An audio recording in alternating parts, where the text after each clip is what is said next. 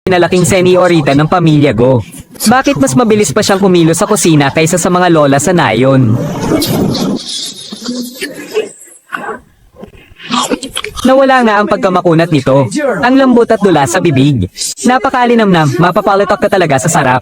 Lalo na kapag hinaluan ng hiniwang karne at kabuteng tainga ng daga. Ang lasa, mas masarap pa ng dihamak kumpara sa luto natin. Pero hindi sapat na tayo lang ang nasasarapan, ang mga customer dapat ang maghusga. Ano po sa tingin ninyo, amo? Tinatanggap ko na ang pagkatalo ko. Bibilhin ko na lahat ng kabuteng yan. 2 barya kada kilo ang bentahan yan sa palengke. Paano kung bayaran kita ng 3 barya? Hindi pwede ang 3 barya. Ibebenta ko lang to ng 5 barya kada kilo. Dinagdagan ko na nga ng 1 barya eh. Sobra naman yata yung hinihingi mong 5 barya. Saan ka naman nakakitang ganyan kamahal ang mga ligaw na kabute? Amo, kanina po sa kusina. Nakita ng lahat kung paano ko iniluto yon. Ang sikreto para mas maging malinamnam ay tinuro ko na mismo sa inyo. Dapat lang siguro na maningil ako ng bayad para sa recipe, di ba? Kapag nagustuhan ito ng mga customer at binili nyo po ngayon ng mga kabute ko, may hahain nyo na agad ito at kikita kayo ng malaki. Pero kung hindi nyo po bibilhin, lalakad ako papunta sa kabilang restaurant at ibibigay ko sa kanila ang sikretong recipe. Sigurado akong may papayag na bayaran ng ganyang halaga. Isa pa, purong kita lang din ang papasok sa inyo kapag ibinente nyo yan. Ikaw na bata ka. Ang bata-bata mo pa. Pero napakatalam na ng utak mo sa negosyo. Sige. Payag na ako sa sinabi mong 5 barya kada kilo. Achay, kunin mo ang timangan. Madali akong kausap, kaya ikaw bata, dapat maging patas ka rin. Ngayong araw, binili ko na ang mga paninda mo. Pero hindi mo pwedeng sabihin sa iba ang race ipeng ito. At sa mga susunod na taon tuwing panahon ng kabute, bibilhin ko ang mga tinda mo ng mas mataas sa presyo ng palengke. Ng 1 barya. Ayos ba yun? Huwag po kayong mag-alala, taon-taon ko pong uunahing ibagsak sa inyo ang mga tinda ko. Ano sa tingin mo, Kuya Apat? Ang galing ko, di ba? Ang galing nga. Wala ka bang bibilhin para sa sarili mo? Wala naman akong masyadong gusto eh. Ang mahalaga, lahat tayo busog at nakakakain ng masarap. Pero umuwi na tayo, kakain tayo ng karne mamayang gabi, suwan. Bakit marunong kang magluto? Sabi ni Ginang Go, kailangang matutong magsilbi sa asawa kapag nag-asawa na. Kaya pinag-aral niya ako nito ng ilang panahon. Hindi naman ibig sabihin na kapag nag-asawa ka ay kailangan mo ng marunong magluto. Tama si Kuya. Nandito na ang lahat. Sumakay na kayo, babalik na tayo sa baryo. Naubos na ba ang mga tinda ninyo? Oo, lumipat kami ng pwesto at nagkataong naubos agad. Ang swerte nyo naman. Sa amin, naiwan pa lahat ng paninda. Malinaw itong nakasulat sa papel, kaya hindi kayo makakatakas. Kung hindi kayo magbabayad ngayon, hahakutin ko ang lahat ng mga palay ninyo rito. Tapos ay isusumbong ko kayo sa mga opisyales. Hindi ba't nag-aaral ka sa akademya ng Jonghyun? Gusto mo pa bang kumuha ng pambansang pagsusulit sa susunod na taon? Ang nakulong na ay wala ng karapatang kumuha ng pagsusulit, nagsasalita ka ng kalokohan. Matagal na naming nabayaran ang utang na 30 pirasong pilak, walang kulang kahit isang costing. Bakit humihingi ka pa ng interes? Pangingikil na yan. Kami dapat ang magsumbong sa mga opisyales. Magsumbong. Malinaw na nakasulat dito sa kontrata na kapag hindi nyo nabayaran sa loob ng 3 buwan, ay magkakaroon na ito ng interes. Totoo ngang unti-unti ninyong nabayaran ang 30 pirasong pilak, pero hindi ninyo binayaran ang interes. 5,000 barya bawat araw. Sa kabuuan, may utang pa kayong 25 pirasong pilak. Malinaw na niloloko mo ang tatay ko dahil hindi siya marunong bumasa. Pero ang tatay ninyo mismo ang naglagay ng marka at pangalan niya rito. Huwag nyo nang subukang itanggi. Wala kayong magagawa, masyado kayong desperado noon sa pera para makapagligtas ng buhay. Nabalitaan ko. Ang batang babaeng pinalaki ninyo ng mahigit 10 taon ay kay Don Gu pala. Tunay na anak. At ang pamilya Go ang pinakamayaman sa bayan ng Qinghe. Siguro naman ay may utang na loob sila sa inyo.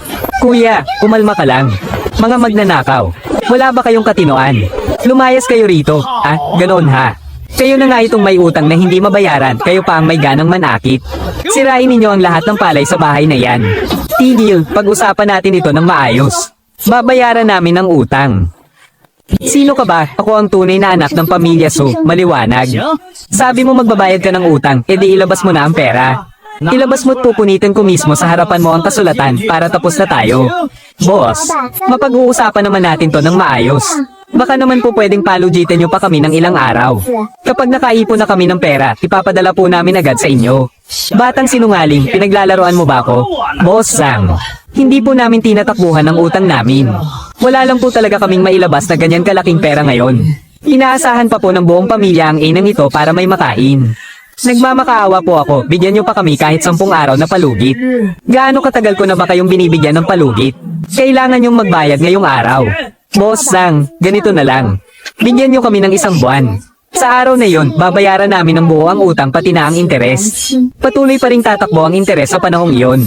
Kung hindi pa rin kami makabayad pagkalipas ng 1 buwan, kahit ireklamo niyo kami sa mga opisyal o kumpiskahin ang mga palay, wala kaming irereklamo. Huwag. Saan tayo kukuha ng ganyan kalaking pera sa loob ng 1 buwan, kuya, huwag kang mag-alala. May paraan ako. 1 buwan, malay ko ba kung balak nyo lang tumakas? Mahigit 10 taon akong nanirahan sa pamilya ko. Kahit papaano may pinagsamahan din kami.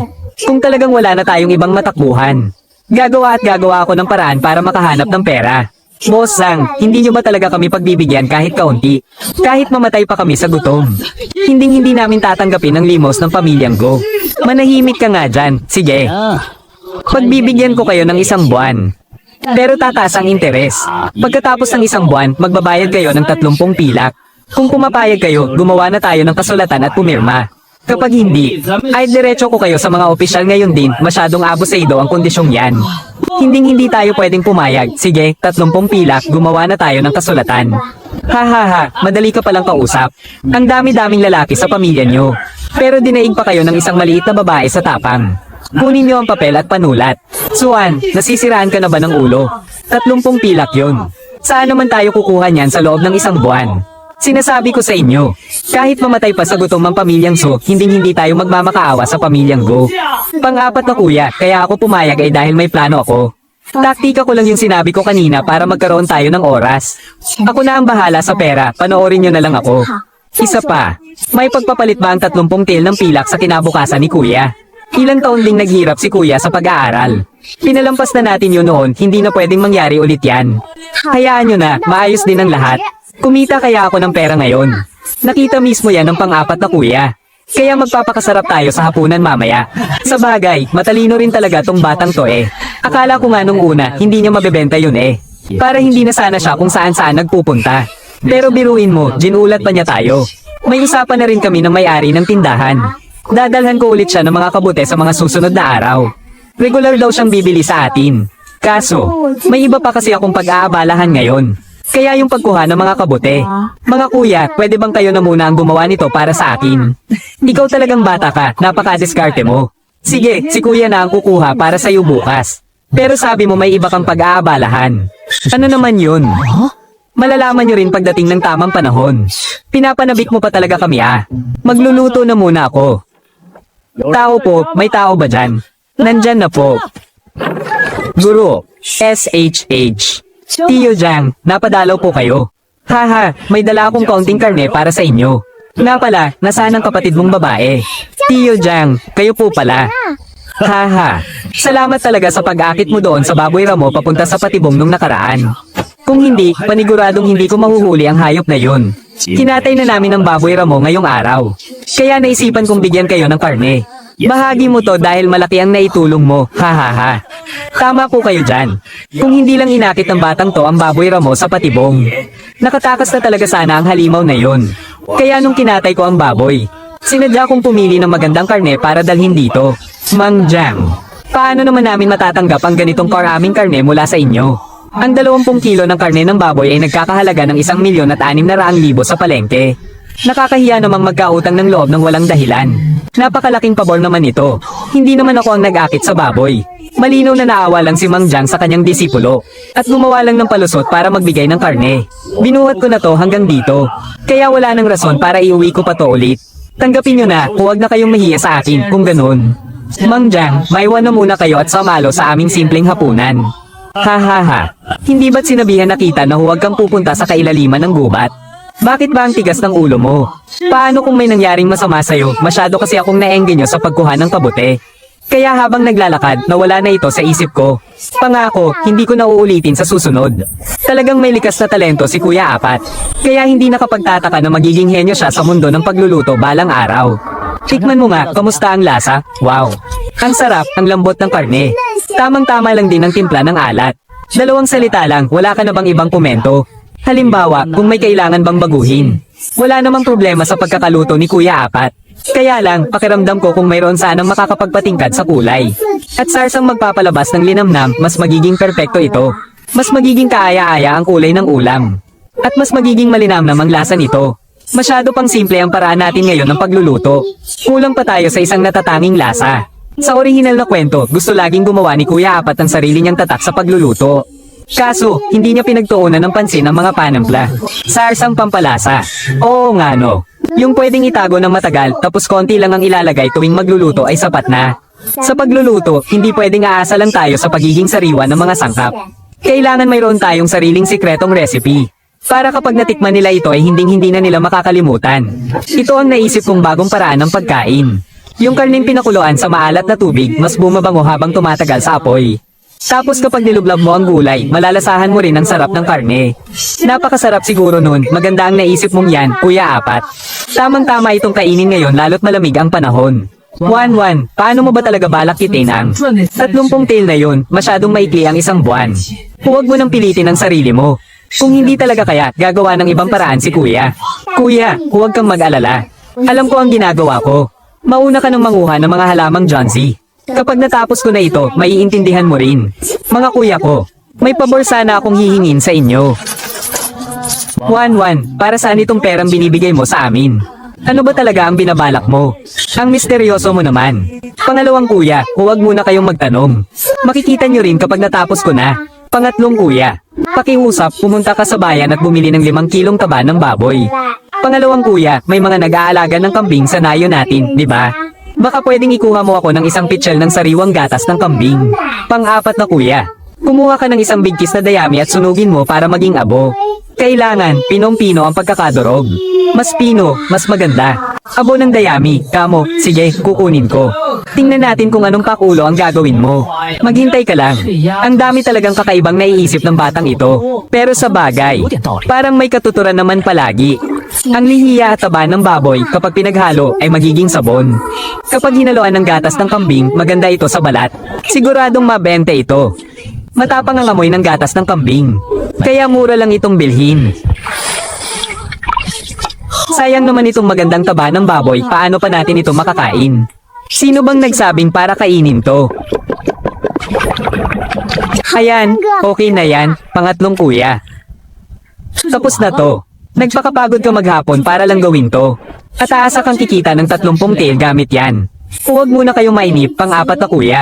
Makikita nyo rin ang resulta pagkalipas ng 3 araw. Napaka-misteryosa talaga niya, kuya. Dati-rati, pinapalo lang natin ng pamalo ang mga damit kapag naglalaba. Nakakapagod na, hindi pa masyadong nalilinis. Ang ginawa ko na ito ay tinatawag na sabang gatas ng kambing. Hindi lang ito panlaban ng damit, pwede rin itong panghilamos at panligo. Pagkalipas ng 3 araw, pupunta tayo sa bayan para maghatid ng mga halamang Johnsy. Magdala tayo ng ilang piraso nito para subukan kung mabenta, ayos ba? Kung magugustuhan ito ng lahat, siguradong mababayaran natin ng 30 liyang sa loob ng 1 buwan. Ayos lang gamitin sa kamay, walang problema. Sinubukan ko rin sa mukha at hindi banat sa balat. Susunod, subukan naman natin kung paano ito maglaba. Ang bango pa niya. Ang dulas sa balat pagkatapos gamitin. Mas masarap gamitin kaysa sa gugo. Napakalinis nga nitong maglaba. Ayos ba, mga kuya? Sa tingin nyo, ang ganito kaganda at murang gamit. Hindi kaya magustuhan ng mga ordinaryong tao. Balak ko sana noong una na mag-ipon pa ng kaunting puhunan. Pero tamang-tama na ilabas na natin ito ng mas maaga. Para mapalapit din tayo sa kanila. Wan, napakatalino mo talaga. Naisip mo pa yan ha? Paano natutunang gawin ito ni kapatid na Wan? Itinuro rin ba ito ng pamilya Go? Ilang henerasyon ng negosyante ang pamilya Go? Bakit hindi nila naisip ang ganitong magandang negosyo? Ang talas talaga ng pakiramdam niya. Pagbuka pa lang ng bibig, sapul na agad ang tanong. Mahilig lang talaga akong mag-imbento. Minsan, aksidente kong natapon ang abo ng kahoy sa mga kamay ko. At nakita kong bamyubiula pala ito. Kaya naisipan kong haluan ng gatas ng kambing para subukan. Hindi ko inakalang gagana siya. Pasensya na kung nagmamarunong ako, mga kuya. Napakagaling at ang talino talaga ng kapatid natin. Siyempre naman, napakagagaling ng mga kuya ko. Kaya bilang nakababata ninyong kapatid, hindi ko kayo pwedeng ipahiya. Malinaw na nagmamaang-maangan lang ang babaeng ito. Malalim na ang oras, Wan. Tayo na't umalis. Pangalawang kuya, pamunuan mo sila sa pagbilad ng palay dito sa bahay. Bantayan nyo ang langit, baka umulan at hindi natin masilong agad. Pang-apat na kuya, maaari bang hanapin mo ang karpintero sa nayon? Pagawa ka ng ilang hulmahan base sa disenyong ito. Sabihin mong pinuhin ng pag-ukit ng mga disenyo at maraming salamat. Iuuwian kita ng masasarap na pagkain pag uwi ko. Ha ha ha. Kakaiba talaga si Wanwan.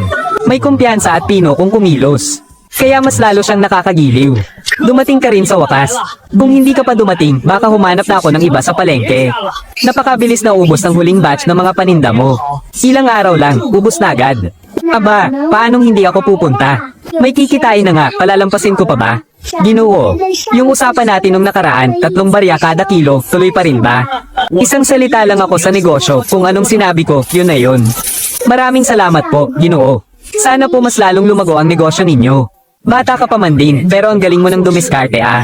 Kaya gusto kong nakikipagtransaksyon sa mga katulad mo eh. Sa susunod na may mga sariwang produkto ka galing bundok, dalhin mo lang agad dito sa akin. Iba rin ang batang ito. Daig pa ang mga matatanda kung makipagkalakalan. Ginoo, ang tawag po rito ay sabon mula sa gatas ng kambing. Pwede po itong panggugo, panlinis ng mukha, pati na rin sa paglalaban ng damit. Mas malambot po ito sa balat kaysa sa ordinaryong sabon, pero napakalinis makatanggal ng dumi. Sinadya ko pong gamitan ito ng sariwang gatas ng kambing. Subukan nyo pong iuwi para magamit ng asawa ninyo. Hooray! Paumanhin, hindi ko sinasadya. Ayos lang. Ginoo, isang primera klaseng kwarto nga. At masasarap na alak at pagkain. Opo, sige po, tuloy po kayo. Ayos ka lang ba, Ineng? Nasaktan ka ba? Wala po ito. Tayo na. Wanwan, ano bang bibilhin mo? Ito na ang pinakakumpletong tindahan dito sa bayan. Wala akong bibilhin, nandito ako para makipagnegosyo. Anong bibilhin mo, Ineng? Tatawagin ko ang Seniora. Wala po akong bibilhin. Eh kung wala ka palang bibilhin, anong ginagawa mo rito? May ipapakita po akong magandang produkto sa inyo. Isang negosyo kung saan tayo parehong kikita. May gatas ka pa sa labi, tapos gusto mong makipagnegosyo sa akin. Hindi po sa panlabas na anyo nasusukat ang kakayahan. Wala rin po yan sa edad. Ang mahalaga ay kikita kayo ng malaki sa akin, hindi ba? At walang negosyante ang palalampasin ng pagkakataong kumita. Kung hindi po kayo interesado, sa ibang tindahan na lang po ako mag-aalok sandali. Sige, tingnan nga natin kung gaano kagaling yang sinasabi mo. Ano naman ito? Ang tawag po rito ay sabon galing sa gatas ng kambing. Gawa po ito sa sariwang gatas ng kambing na hinaluan ng mantika ng baboy. Pwede pong panlinis ng mukha, pampaligo, pampalambot ng balat, pati pantanggal ng mancha sa damit. Mas malinis po itong gamitin kaysa sa ordinaryong sabon. Mabango pa rin kahit pagkatapos gamitin. Tingnan nyo nga po, inaalikabok na ang mga panglaban ninyo dyan sa estante. Masyadong mahal kaya nang hihinayang bilhin ng mga ordinaryong tao. Bakit hindi nyo po subukan itong sa akin? Iiwan ko po ang mga ito rito ngayon ng libre para masubukan ninyong ibenta. Kapag naging mabenta, saka ko na po kayo dadalhan ulit ng supply. Wala kayong ilalabas ni isang costing, sigurado ang kita at walang lugi. Ano, ibig mong sabihin, ibibigay mo sa akin ang lahat ng ito ng libre. Sige, susubukan ko muna.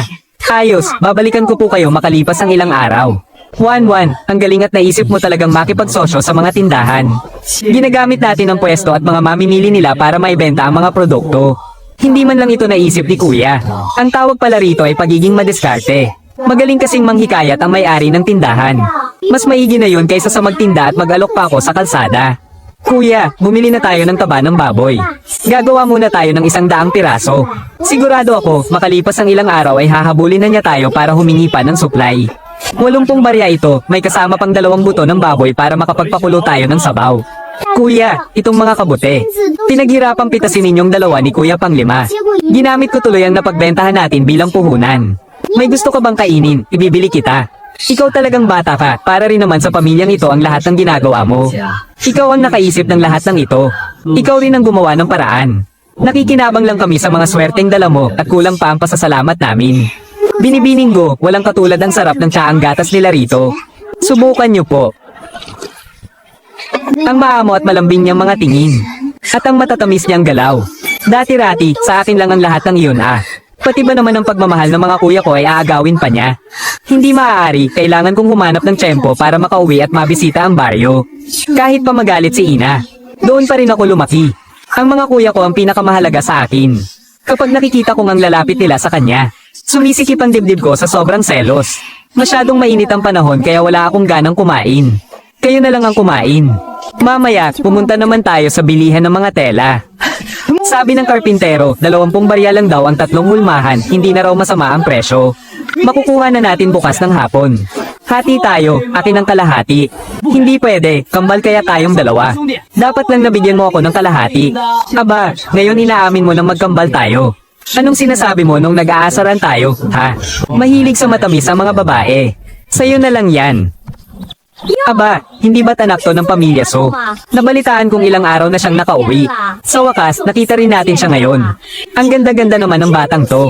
Nakilala ko siya agad sa unang tingin pa lang. Magandang araw po, mga tiya. Nasa iisang nayo na po tayo mula ngayon. Sana po'y madalas tayong magbisitahan. Wala talagang hiya.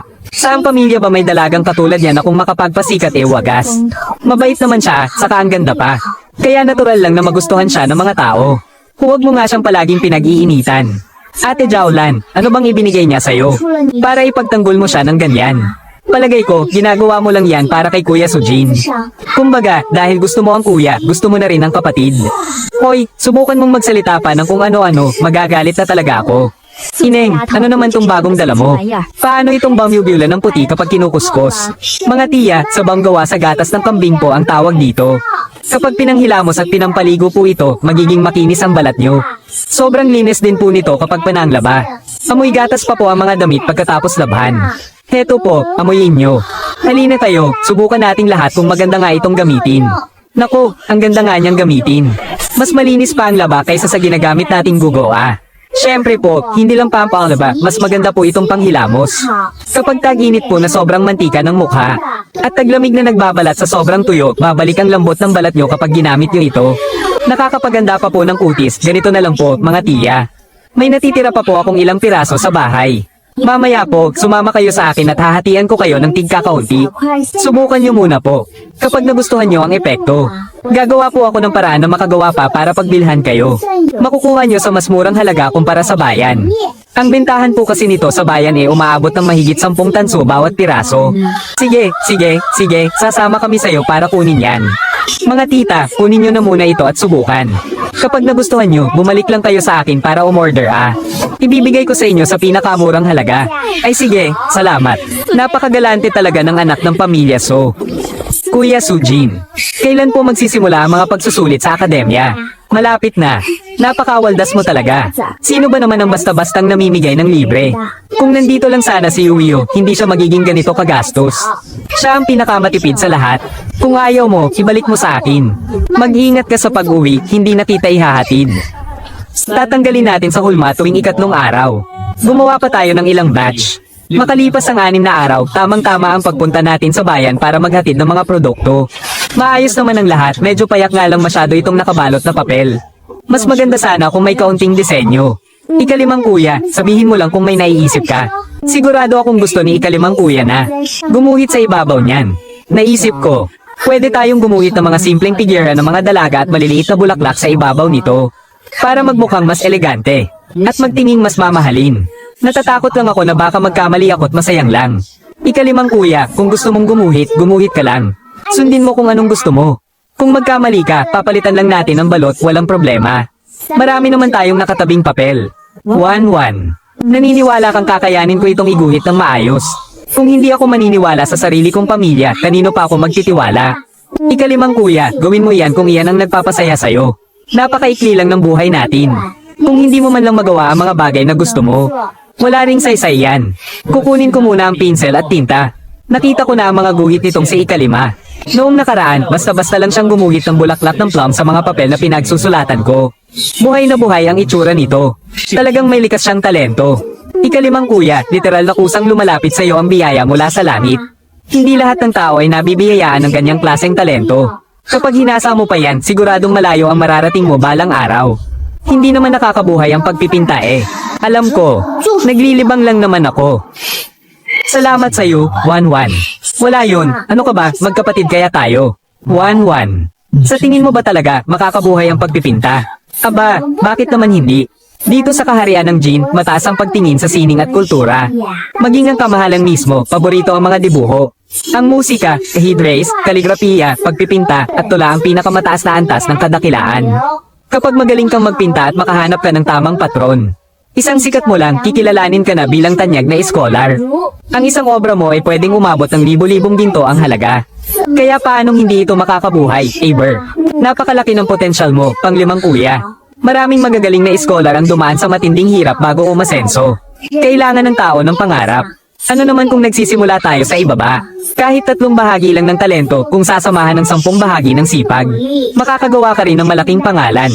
At ang mga taong dakila hindi nagpapabigat sa maliliit na problema. Ang galing, iba talaga ang pananaw mo, 1-1. Dalagitan ng pamilya so. Ang ganda gamitin ng sabon mong gawa sa gatas ng kambing. Ang linis sa damit. Tapos kapag ipinanghilamos, ang lambot at ang kinis sa balat, amoy gatas pa. Napag-usapan naming bumili ulit. Sulit na sulit kasi eh.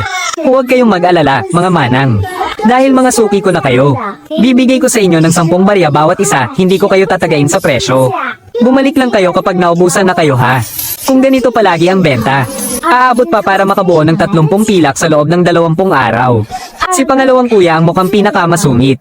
At siguradong pinakamahirap paamuin. Dahan-dahan lang. Balang araw, matatanggap din niya ako. Diyos ko, Ineng. Sa wakas, dumating ka rin. Ilang araw na kitang hinihintay. O ano ginang, handa ka na bang makipagnegosyo sa akin ngayon? Oo, patawad kung naging bulag ako sa kakayahan mo nung nakaraan. May dala ka bang sabon ngayon? Ang daming customer na nakasubok ng sample ang bumalik para order. Ilang beses na nila akong kinukulit. May dala ako. Gaano ba karami ang kailangan mo? Bigyan mo muna ako ng 300 piraso. Sabihin mo nga, magkano ang kuha mo bawat piraso? Ibinibenta ko yan sa tindahan ko ng 15 barya ang isa. 12 barya ang bigay ko sa iyo bawat piraso, walang tawad yan. May puhunan din ako sa mga sangkap at sa paggawa. Kapag ibinente nyo ito dito, malinis ang kikitain ninyong 3 barya bawat isa. Siguradong kita ito, walang lugi. Gagamit lang kayo ng kaunting laway sa pag-aalok. 12 barya, binibini, nagbibiro ka ba? Paano naman ako kikita niyan? Ang naisip ko sana ay 8 barya, pwede pa. Kung tingin ninyo lugi kayo, sa ibang tindahan na lang ako makikipag-usap. Tutal, marami pa naman akong alam na ibang sangkap. Kaya akong gumawa ng iba't ibang hugis at mga bango. Pagdating ng panahon, sa mga seniorita ng mayayamang pamilya na lang ako magbebenta. Siguradong maraming bibili noon. Sige, 12 barya kung 12 barya. Bilib na talaga ako sa iyong bata ka. Ang bilis mong kausap. May dala lang akong 120 piraso ngayon. Yung natirang 180 piraso, ide-deliver ko na lang po dito sa mga susunod na araw. Saka na lang natin tuusin ang natitirang bayad, ayos ba? Kuya, pakipasok na dito yung mga sabon. Aba, ang ganda naman ng pagkakabalot sa papel na to. Ang ganda rin ng mga bulaklak at taong nakaguhit dito. Talagang pinag-isipan mo itong mabuti, Ineng. Siyempre naman po, kailangan pag-usayan kapag pagkakakitaan ang pinag-uusapan. Pakibilang na lang po, 120 piraso lahat yan. Total magiging pangmatagalan naman ang ugnayan natin sa negosyo. Mabuti pa sigurong gumawa na tayo ng nakasulat na kasunduan. Mula ngayon, dito mo lang pwedeng ibenta ang mga sabon mo. At bibilhin ko lahat ng gagawin mo. Ano, ayos ba sa'yo? Ang galing mong makipagtawaran. Tapos ang ganda pa ng sulat kamay mo. Hindi ka talaga mukhang isang. Kuya, tingnan mo Malapit na nating mabuo ang 30 pirasong pilak, HMM. Ang galing mo talaga. May sira ka ba sa ulo? Alam mo namang bawal magpatakbo ng kabayo dito sa kalsada Paano kung may masagasaan ka? Ayos ka lang ba? Hindi na naman malayo, lakarin na lang natin pauwi. Dumaan muna tayo sa panggagamutan, may itatanong lang ako. Boss, isang mangkok nga po ng pansit na may karne. Damihan niyo po ng sahog na karne, huwag na po, plain na pansit na lang ayos na. Kuya naman, kumita naman na tayo masama bang ilibre natin ang sarili natin? Hindi biro ang paghihirap mo para kumita ng pera. Kailangan pa nating magbayad ng mga utang. Wala man lang kaming maitulong sa'yo. Hindi na yata tama na gastusin ko pa ang pera mo. Kuya, hindi ba't iisang pamilya tayo? Kung pamilya tayo, bakit kailangan pang maging formal sa isa't isa o baka naman sa puso mo? Kailanman ay hindi mo ako itinuring na kapamilya. Hindi totoo yan. Huwag ka nang mag-isip ng kung ano-ano. Sinong nagpadala sa inyo? Si Jiang Yan ba? O si Yu Wusang? Hindi mo na kailangang malaman. Dahil ngayong araw na ang katapusan mo. Kumakalat na ang kamandag ng 7 bituin. Kailangan kong makatagal ng 12 oras pa.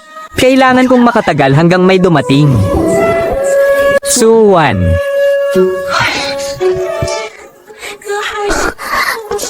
Kuya, tingnan mo.